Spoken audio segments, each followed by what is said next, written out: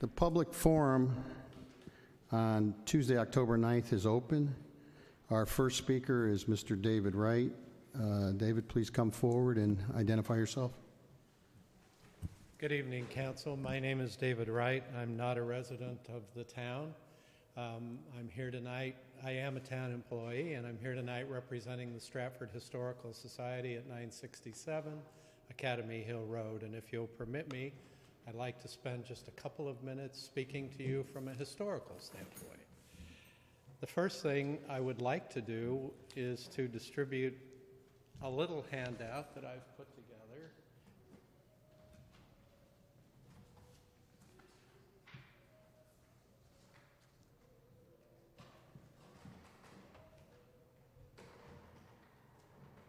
Thanks, Dave.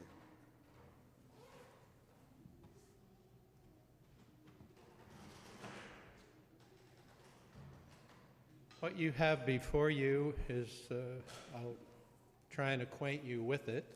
The first page is a set of resolutions, one that was passed in 1939, one that was passed in 1947 by the town council. On the flip side of that is a picture of a man by the name of William Samuel Johnson, and following that page is an article from the Stratford News from 1952.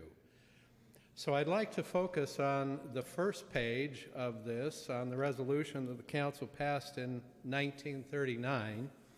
As part of the town's 300th celebration, the council passed a resolution that recognized as a town holiday Mr. William Samuel Johnson's birthday. Due to that day falling so close to Columbus Day, it became an onerous burden on the town to give a holiday for both Columbus Day and for Mr. Johnson's birthday. So in 1947, the council rescinded that resolution and said we'll no longer observe William Samuel Johnson's birthday as a town holiday. Now, for those of you who aren't familiar with Mr. Johnson, I think it's important to spend just a couple of minutes on the pages, the 3 pages that follow. There's a back and front from the Stratford News. And I've tried to highlight some of the outstanding things from Mr. Johnson's life. First of all, Mr. Johnson's father, Samuel Johnson, was one of the very first ministers of Christ Church here in town. And as you may recall from your history, Christ Church was the second church that was established in the town of Stratford. And there was quite a bit of acrimony between the people who worshiped there and the people that worshiped at the Congregational Church, because most of the Christ Church parishioners were loyal to the crown. And that wasn't always so popular with the Congregationalists here in town. William Samuel Johnson graduated from Yale in 1744. He was an ensign in Stratford's militia and was a lieutenant in 1754 and a captain in 1758. In 1761 and again in 1765, he represented Stratford in the General Assembly. He was represented also in the Battle of Lexington during the Revolutionary War. He was a member of the Continental Congress, and he was appointed by the Congress to work on the Constitution of the United States. In fact, he was asked to be the chair of that assembly. The final draft of the Constitution, as we know it, was prepared in his committee and from the work of his pen. On May 21st, 1787, he was chosen the first president of Columbia College.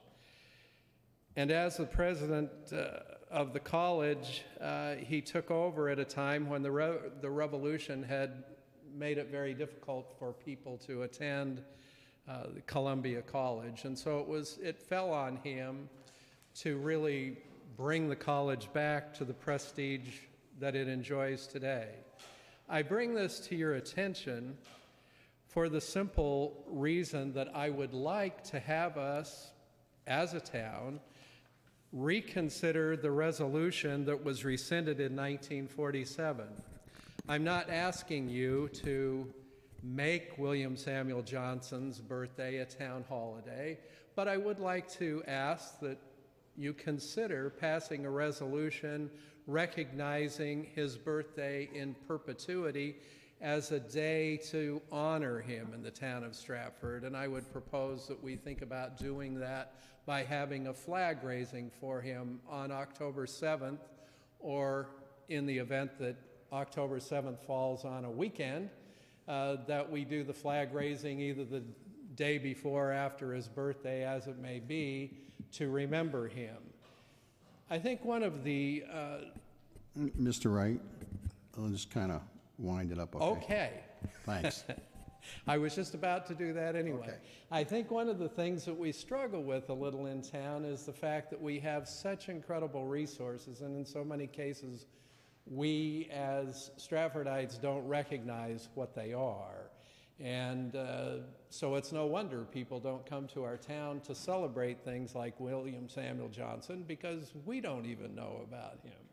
So I'd like to propose that we consider once more looking at his birthday as a special day in the town, and perhaps we could do that beginning in 2019, which will be exactly 80 years from the time the town council passed the resolution making his birthday a holiday. Thank you for your time. Thank you, Mr. Wright. Mitzi Tezo, Mitzi, we ran over for him, so I'll give you 5 minutes if you need it, okay? And please come up and state your name and where you live, although most of us do know where you live.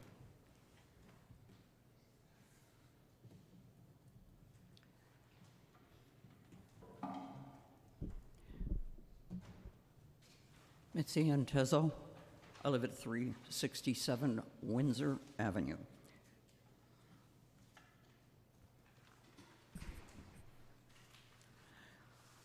I attended a wake or a viewing last Friday for Melvin Mason, editor of our Stratford Star. Melvin had a fatal heart attack at the young age of 43. I went to pay my respects to a gentleman, a graduate of Syracuse University, and Melvin guided the Star, which showed many aspects of Stratford. We had senior news, political news, festivals, local sports events, and so forth. He came to every council meeting, frequently snapping pictures. You may have been in some of them. And one of the things I found out at the wake was that Melvin had quite a sense of humor, but when it came to the editorship, he was all business. I have a great deal of respect for Mr. Mason. I'm asking you as the council, and I will also speak to Mayor Hoydick, about issuing some sort of a certificate of appreciation and respect for Melvin, which we could send to his wife, who survives him. Thank you. Also, I just want to make one other comment, which has nothing to do with Melvin. Could you please reinstate the answers to the public? You could limit them. Our council did not have a limit, unfortunately, and we had some very talkative people. But if you limited it to 2 minutes, people wouldn't feel so ignored. Thank you. Thank you, Mitzi. Next speaker is Gerald Gray. Gerald, please come up here. Again, we're going to give an extra couple minutes, 5 minutes, and state your name and your address, please. Thank you.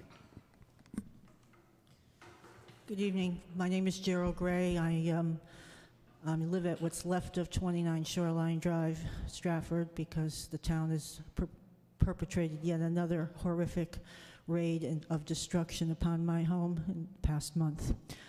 I'm going to read what my statement is.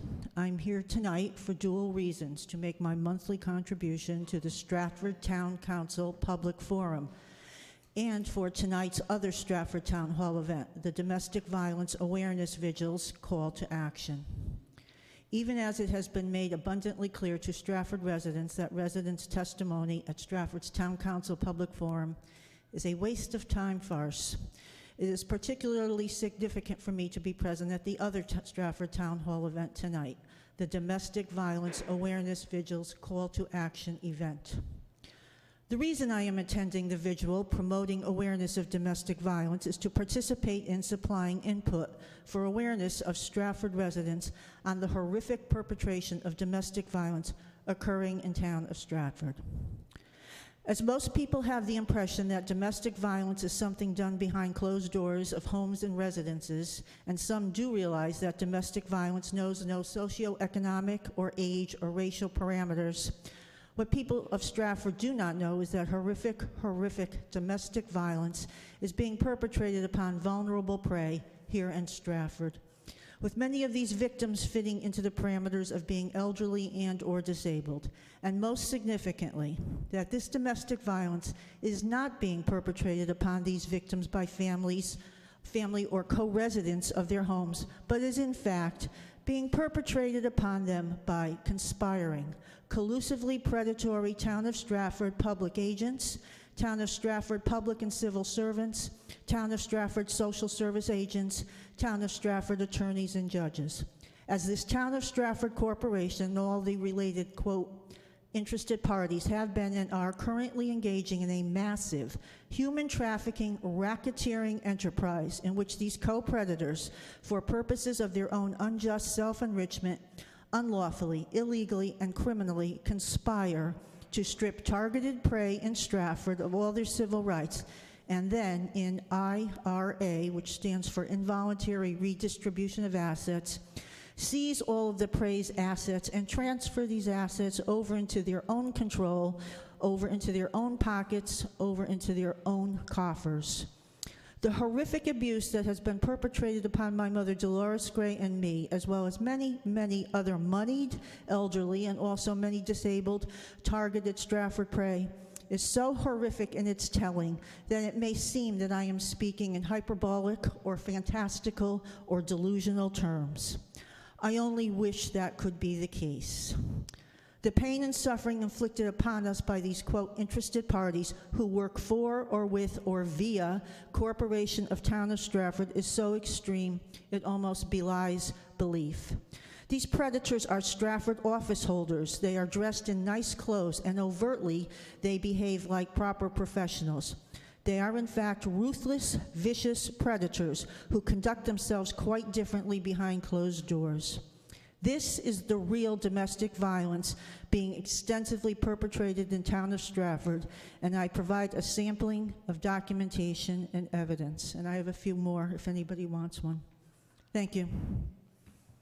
Anyone want one? Thank you, Ms. Gray. No. Is there anyone in the audience who has not signed up, would like to, before I close the meeting, sign up and speak? If not, the meeting is adjourned at 6:50. Thank you.